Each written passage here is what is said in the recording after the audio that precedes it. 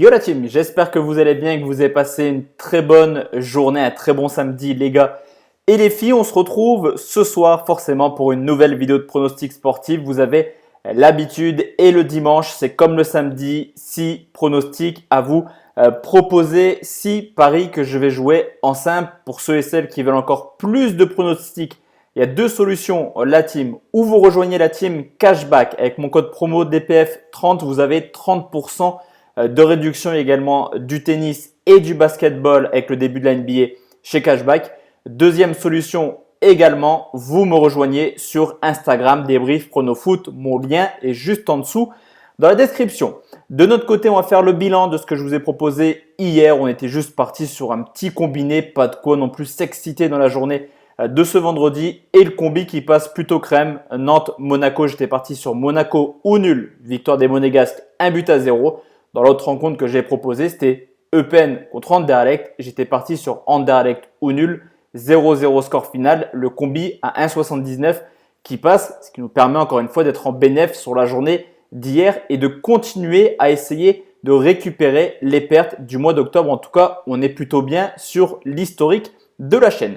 Pour demain la team, 6 pronostics et on commence tout de suite en Hollande. C'est le PSV Eindhoven qui reçoit la Z Alkmaar. Choc du haut de tableau entre le deuxième et le quatrième, seulement 3 points d'écart entre les deux équipes. D'ailleurs, le PSV également 3 points d'écart par rapport à l'Ajax. Deux équipes qui restent sur une contre-performance le week-end dernier. 3-0 à Utrecht pour le PSV, 4-2 à domicile pour Eindhoven. Tout porte à croire que les deux équipes voudront faire le maximum pour essayer d'oublier cette défaite de la semaine passée.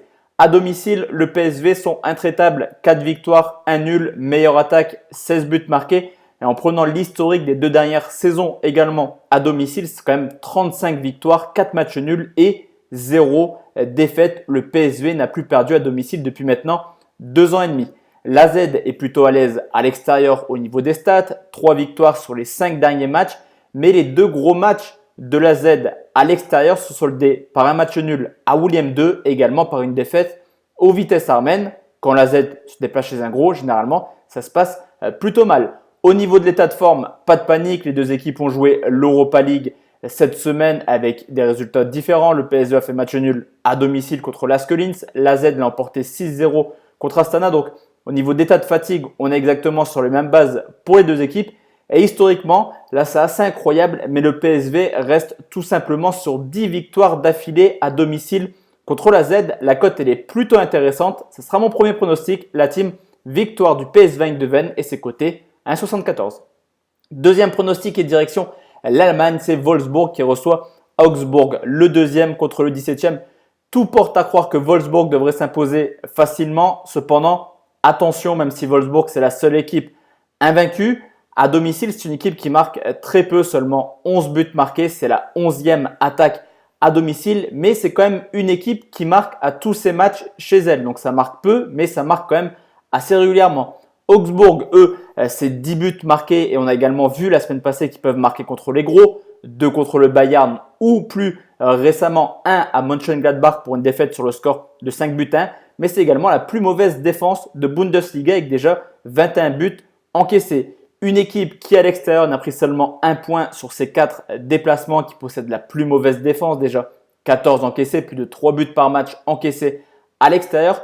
Mais également, ça encaisse beaucoup, mais ça marque également énormément. C'est une équipe qui a toujours marqué hors de leur base avec des gros déplacements, comme je vous l'ai dit, à Mönchengladbach, à Brême ou également à Dortmund. L'an passé, Wolfsburg s'était largement imposé sur le score de 8-1. Je pense qu'on aura exactement le même genre de match dans le sens où on aura du but et je vais tout simplement partir sur un plus de 2,5 buts et c'est coté à 1,52.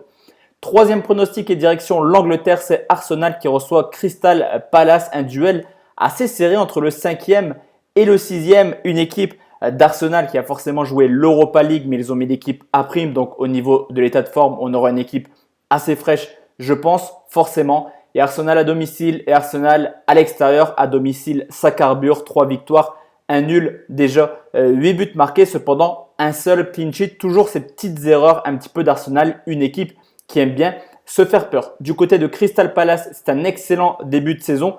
Mais à l'extérieur, c'est capable du pire comme du meilleur, capable d'aller s'imposer 2-1 à Manchester United, capable de prendre une tollée à Tottenham sur le score de 4-0. Cependant, deux équipes avec un fort potentiel offensif, forcément du côté d'Arsenal, Pepe, Lacazette, Aubameyang. Mais Crystal Palace n'a rien à envier à son adversaire du jour avec Zaha, Ayew et également Benteke. Historiquement, il y a eu 7 confrontations entre Arsenal et Crystal Palace. Il n'y a jamais eu 0-0 et on tourne à une moyenne de plus de 3 buts par match. Ce sera mon pronostic encore une fois, plus de 2,5 buts et c'est coté 1,47.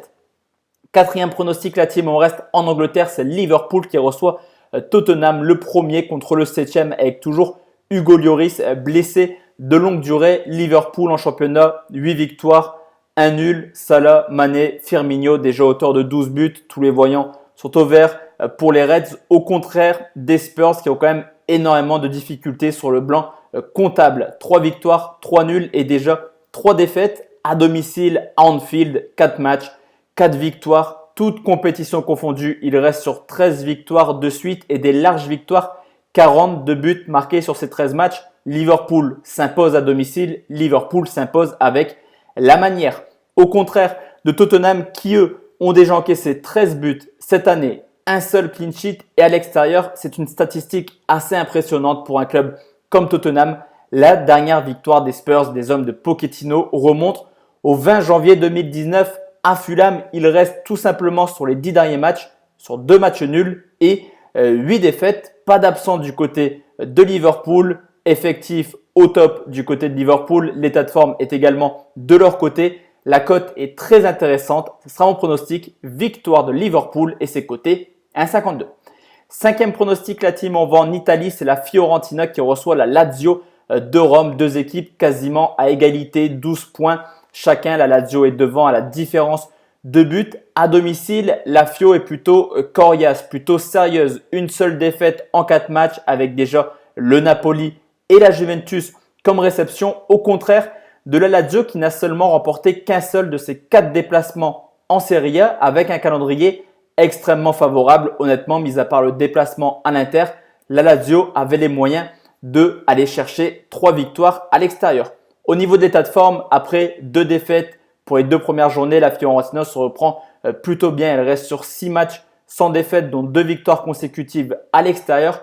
Alors que la Lazio, seulement une victoire sur les 4 derniers matchs en Serie A et à l'extérieur, toutes compétitions confondues, il reste sur 5 matchs sans victoire de plus. La Lazio s'est déplacée au Celtic cette semaine en Europa League pour une défaite de but 1. On connaît le jeu des Écossais qui est plutôt agressif et plutôt physique. Ça a dû laisser des traces un petit peu dans l'organisme de la Lazio et je vais tout simplement partir sur la Fiorentina ou match nul et c'est coté 1,46. Enfin la team, dernier pronostic, forcément je n'allais pas vous quitter sans parler du Paris Saint-Germain qui reçoit l'Olympique de Marseille. C'est le classico entre le premier et le 6e. Ça y est, le PSG est parti. Ils ont lancé leur saison 4-0 contre Angers, 4 à Nice, 5-0 à Bruges. La machine offensive se lance petit à petit. Et mine de rien, on critique souvent l'Olympique de Marseille, mais avec 4 victoires, 4 nuls pour seulement 2 défaites, Marseille est très bien positionné cette année. Certes, dans le jeu, c'est pas extraordinaire, mais en termes de points, Marseille est présent. À domicile, le PSG carbure vraiment contre l'Olympique de Marseille sur les 10 derniers matchs. 9 fois, ils ont marqué au moins 2 buts. On aura forcément l'équipe type du côté du PSG avec un joueur qui est très revanchard par rapport à sa non-titularisation contre Bruges. C'est forcément Kylian Mbappé qui a fait un petit peu la gueule quand il était sur le banc. Il est rentré, il a mis un triplé, il a calmé tout le monde. Tout porte à croire qu'il sera titulaire demain. On devrait avoir du but. Dans cette équipe de Marseille, encaisse quand même pas mal à l'extérieur déjà. 7 buts encaissés en 5 matchs et heureusement que Mandanda est là cette année parce que sinon il y aurait beaucoup plus de buts. Je vais tout simplement partir parce que c'est un classico. Tout peut arriver même si je pense que Paris est largement favori et d'ailleurs je vous apprends rien. Je vais tout simplement partir sur un buteur et la cote de Mbappé buteur à 1,70 me suffit amplement pour ce pronostic. Donc voici la team, mes 6 pronos pour demain. Comme d'habitude, n'hésitez pas à mettre en commentaire ce que vous pensez jouer pour demain et à lâcher un gros pouce bleu s'il vous plaît, c'est super important pour le référencement de la chaîne. Bonne soirée la team et à demain, ciao ciao.